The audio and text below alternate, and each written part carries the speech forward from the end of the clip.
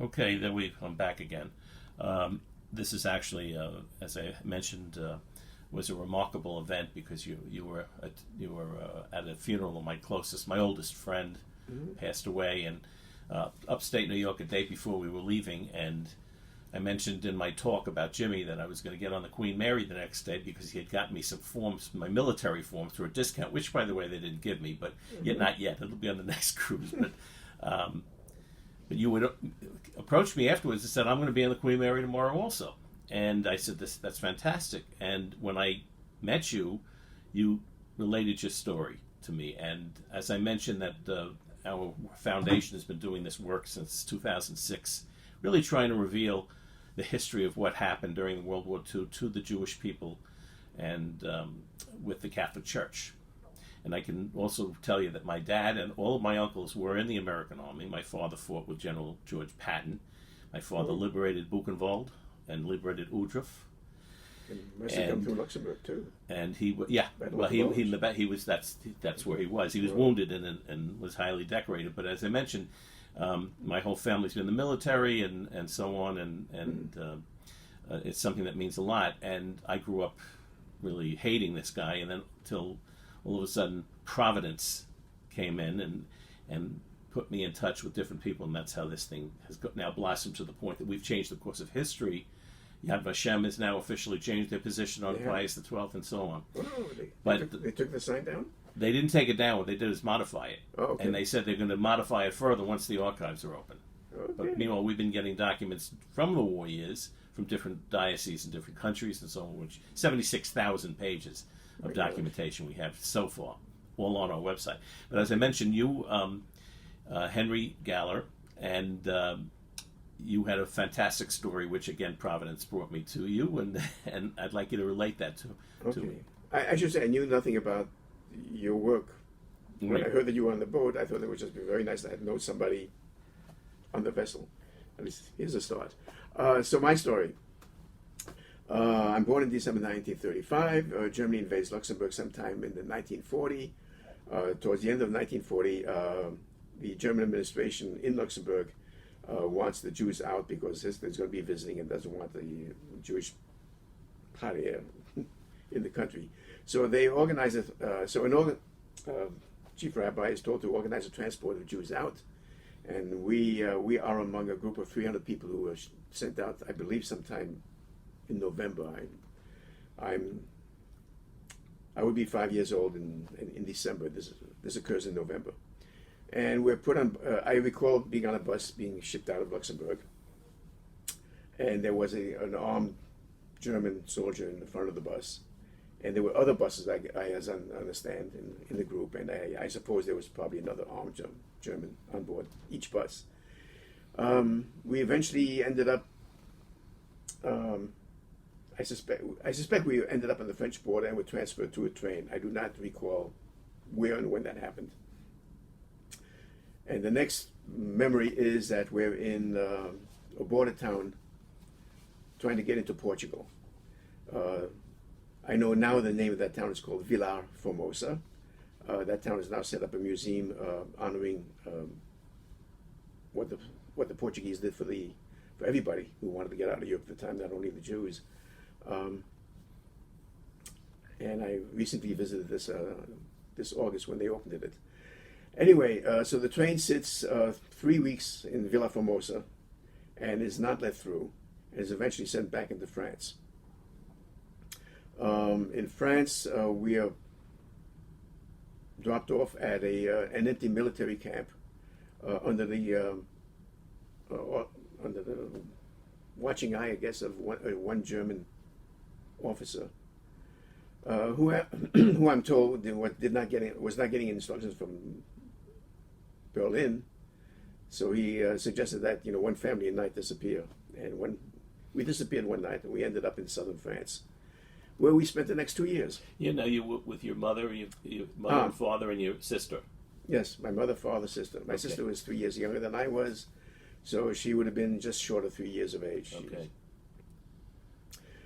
We end up in a town called Montélimar, and lived there for about 2 years until the German invade southern France.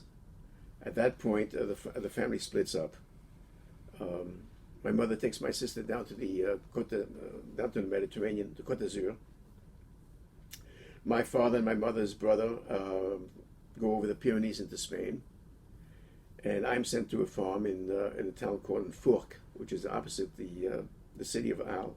Fourques is on the west bank of the Rhone River, and there I'm kept for 6 months, living with a family that my father had met some years earlier on a canoeing trip, kayaking trip. Wonderful family. I had a good time. I really didn't know. I was sheltered from what was going on. I was a total idiot.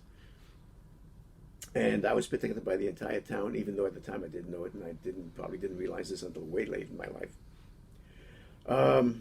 Comes December 1942. My mother shows up again, picks me up, takes me up to the Pyrenees along with my sister. My father's not there. He's already across the Pyrenees. And idiot me, I never even thought of asking where he was. It didn't seem to matter to me. My mother's there, fine. And we're up in the Pyrenees by ourselves, more or less, at in a hotel for several weeks, until one night, my mother takes us on a train, which I know now is called the Little Train Jaune. It's a narrow gauge railway which runs up from in the Pyrenees. It's the only train, and we're on the train, and it's dark, and we're running for a period of time, and I don't quite recall how long, a half hour, an hour, and we got off the train, and it's dark, and the train pulls away, and there's not even a station. We're just on the road, and we're walking along, and suddenly I realize there's two men up ahead of us, and my mother starts a conversation with them. Well, they turn out to be passeurs, guys who are going to take us across the border. We spent some time in the nearby town, hiding part of the town in a church, part of the time I think in an alleyway, until one of the guys comes back with a German Shepherd, and then we take off on a hike up through the mountains at night. Again, no question, why are we walking in the mountains in the middle of the night? My mother tries to give my sister to one of the guys. I think there may be two. I can't remember. One or two taking us across. Sister cries, so my poor mother ends up carrying my sister. I'm told to watch my step. Don't make any noise. And the night, basically, the dog would run up ahead, come back every now and then. I don't know how he would give a signal that the coast is clear. And until this went along well until apparently somebody spotted this flashlight up ahead. We assumed there was a German patrol. We were all told to lie down, and we did. Felt like we were lying down quietly for about a half hour. Patrol seems to have disappeared. We picked up again, started walking again. We eventually reached the Spanish side. The other guy waves goodbye, and we walk to a nearby house, knock on the door. My mother does, speaks with the guy who shows up on the second floor. And the next thing is we're walking off to the nearby police station to report ourselves as having crossed the border. We do spend the night in jail. I think the door was open. I don't recall being locked in, but it was definitely behind the bars, on the wrong side of the bars. Following day, I think we're taken to a hotel, and that's about as much as I remember. Although I do remember subsequently being, I thought it was Barcelona, in with a group of other Germans, where we stayed for a good number of weeks. And I just recently ran into a piece of paper from the JDC, Jewish Joint Distribution Committee, with my mother's name and saying, and two children in prison in this hotel near Barcelona. So I assume that's the place which I thought we were just kind of spending a couple of weeks there for our good. Apparently we were released there. We next meet my father in Barcelona. I understand through the JDC he got JDC books passage on ships out of Portugal to the United States.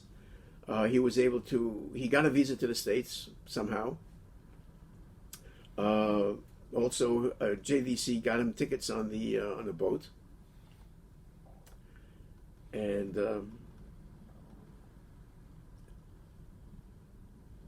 after some time in Barcelona, we actually take off again by train, which I recall, a long day's trip back to Portugal.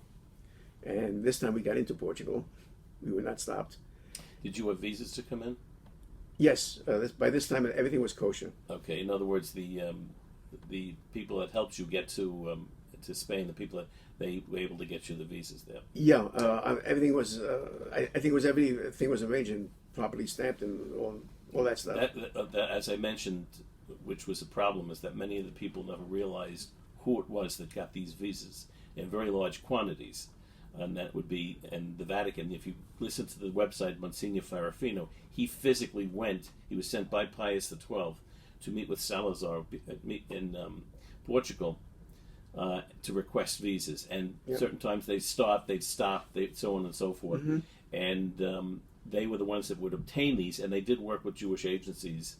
Yes. He did, and also when he wound up in Dominican Republic, and he would be sending the people on further.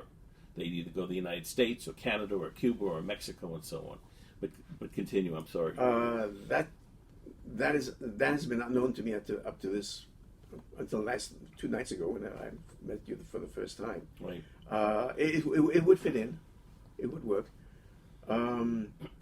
Portugal, we were there for several weeks in a city called Caldas da Rainha, which was north of Lisbon, not too far north, with a lot of other refugees, Jewish and non-Jewish refugees, waiting for transport out of Lisbon. Did you listen to that video? I want you to go to our website, Monsignor Farafino, and he said that when he was in Portugal, he was also getting on the Serra Pinta to go to Dominican Republic. This was earlier, in 1939, but he also mentions that there were many the Jewish people waiting, and they were walking around and they were looking around for transportation.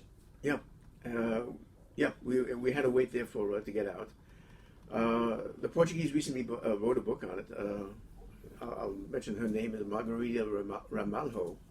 Actually did research on that period on the Portuguese side.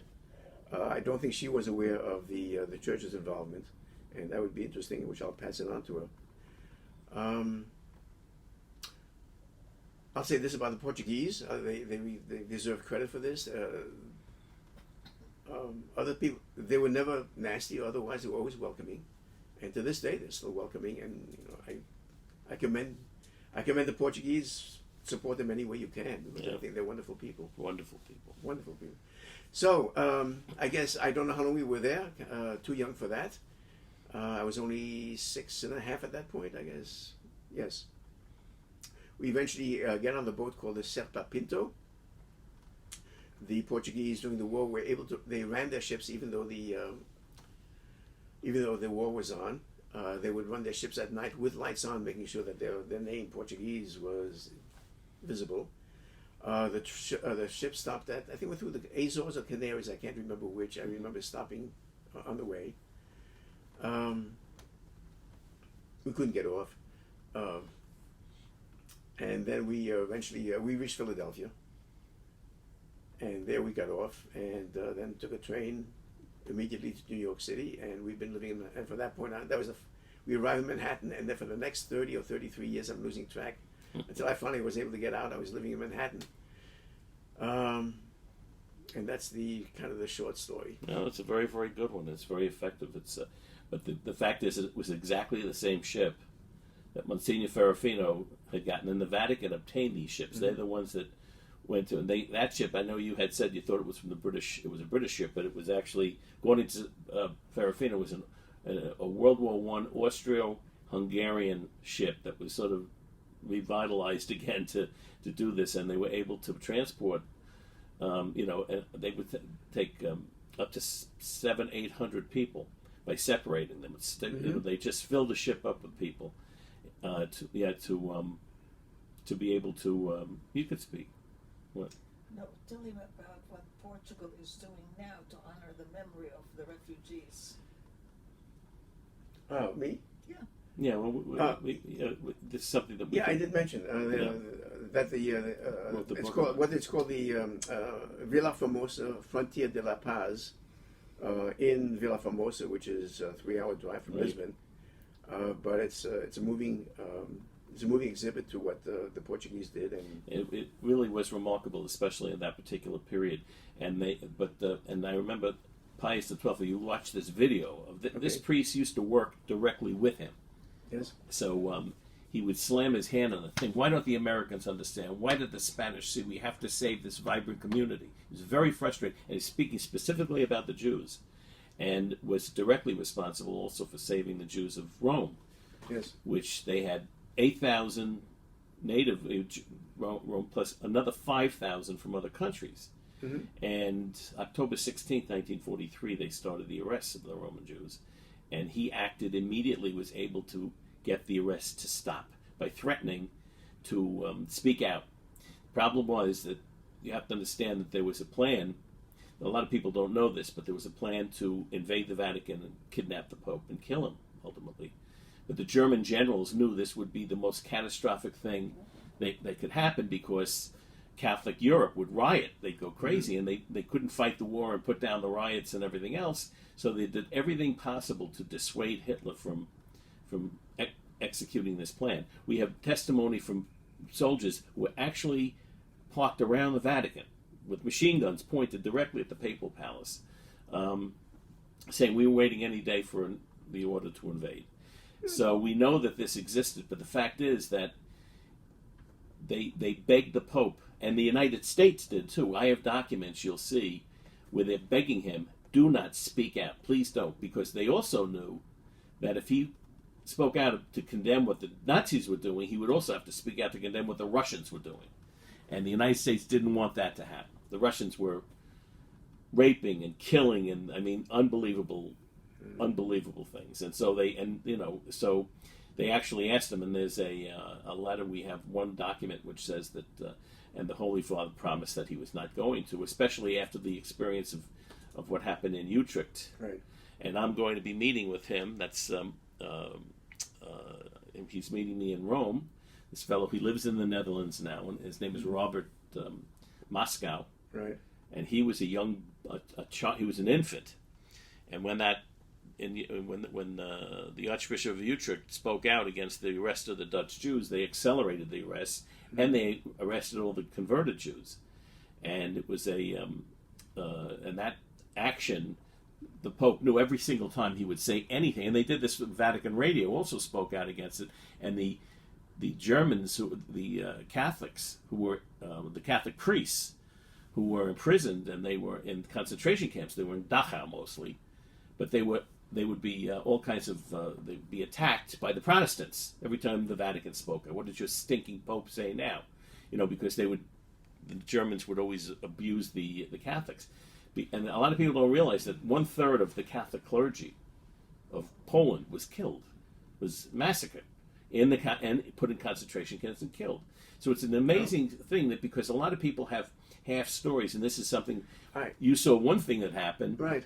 but you didn't see, well, this is what happened on the other side, because you would not have any way of knowing that. No, And this has been a problem. And certainly we, as Jews, we can certainly understand how we, how upset we are about the fact that, and you mentioned your mother said that he never spoke out. Well, there was a reason Yeah. he never spoke out. Right. He acted. He didn't talk. He actually acted, and we have so many examples. According to an Israeli historian who was at that time Pinchas Lapida was a diplomat. He was an ambassador to Israel and a historian. He wrote the book Three Popes and the Jews. And if you read that book, you will see that he, living and seeing it, unlike these historians from today who were not alive during the war, he said that the Catholic Church under the pontificate of Pius XII saved 847,000 Jews. Oskar Schindler was a hero for saving 1,200, and this guy is hated for saving almost 1 million. But they know and he said 200,000. And I actually have the telegram he sent to the regent of Hungary to stop any of the deportations. The Germans were deported. A lot of Hungarians were deported and killed in the camps. But he sent saying you must stop this thing, and they did. And then the regent was arrested, and he was actually put up in Budapest. His family was in Budapest, sent to the nunciature, the Vatican's ambassador to Budapest, because the Jewish guy who was hiding in that thing was in there when the family was there.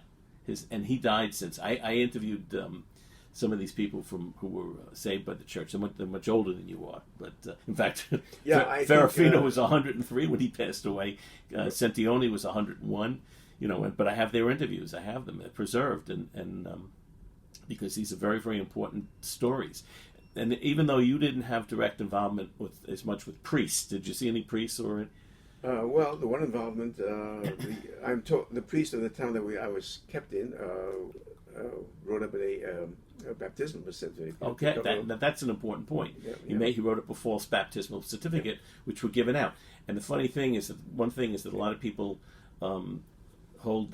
They said that the Vatican recognized the Nazi regime because they signed a concordat with Germany in 1933, which all that does is set forth. The Vatican only signs concordats with adversarial countries, which says the rights of the church in those countries.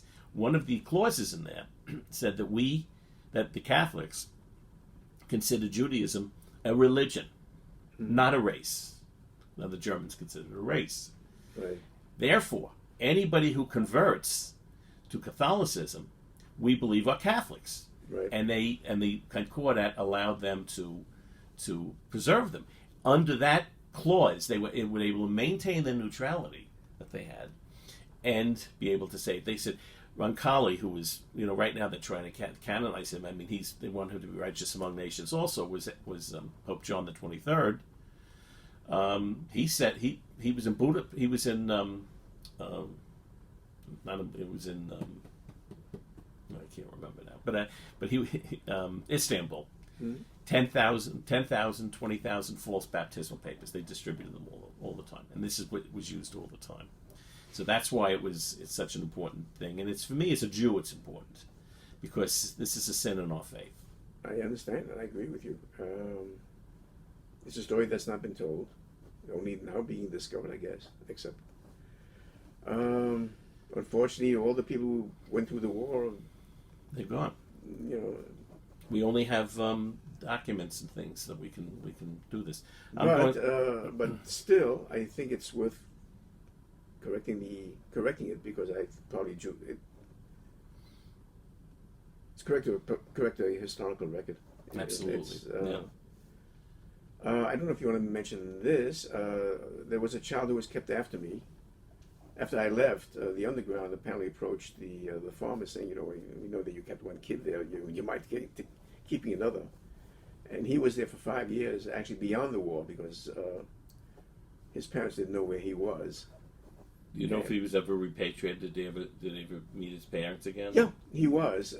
But the family tells a story that when his parents didn't show up, they actually thought about, adopting and converting him. Yeah. And they went to the priest, and he said, I think they needed more than just waiting 5 years. You'd have to wait a longer time to... Yeah, because in the Catholic Church, you can't... But baptizing your own natural child is one thing, but you can't do it. Pius XII forbid it. Okay. Well, and in fact, we have the Robert Moscow, who was meeting me. Yeah. He said that he was actually... he was an infant saved by the church, and he was placed... his parents were killed in Auschwitz. And he was placed in a Jewish home, which was fantastic. It's wonderful material. It's wonderful stuff to hear. It is. It really is. There were wonderful people out there, and their stories haven't been heard for the most part. But listen, I'm going to let you get ready for dinner. How about the story of that man who met us in Arles one night and asked us if you're the Jew from New York? If you want, if you got time. I never thought about it until about maybe 10 years ago that the town that I was in, it's not that I was hidden in an upstairs category. I went to school. I walked into town and walked into school every day, so everyone had to know that I was there. And it occurred to me 10 years ago, wait a second, if the town had to be complicit in hiding me, the whole town. And we were visiting the granddaughter, at this point, the granddaughter of the family that kept me, about 4 years ago. And we're leaving the home, and we're walking away from it. It's kind of a dark there's no street lamps. And as we're walking out, some guy's putting out his garbage, I guess, and he turns to us and says, you know, are you the Jew from New York? Yeah. And he says, let me tell you. He says, and he's speaking about the guy who came after me, not me personally. He says, I went to school with him, and my father told me, he said, if I ever tell anybody that he's a Jew, he'll kill me first. To protect you. This is amazing. To protect but them. it must have been very emotional for you to meet the granddaughter.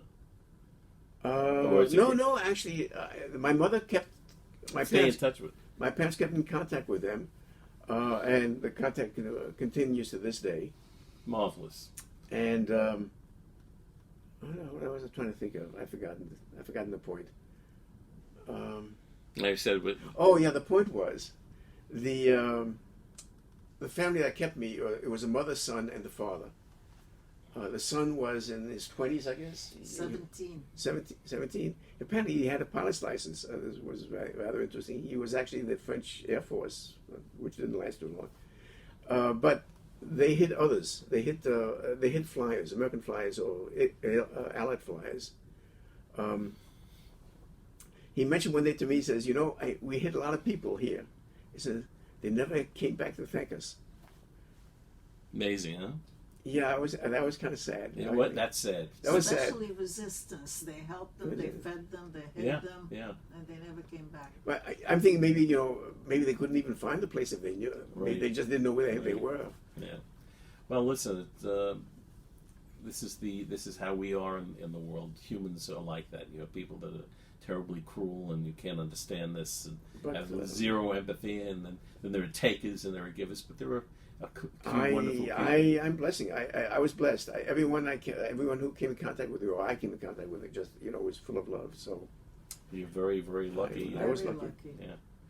And I thank you very much for your time. I thank you. For keeping in. And bless you for keeping the memory alive We of a have to. righteous man.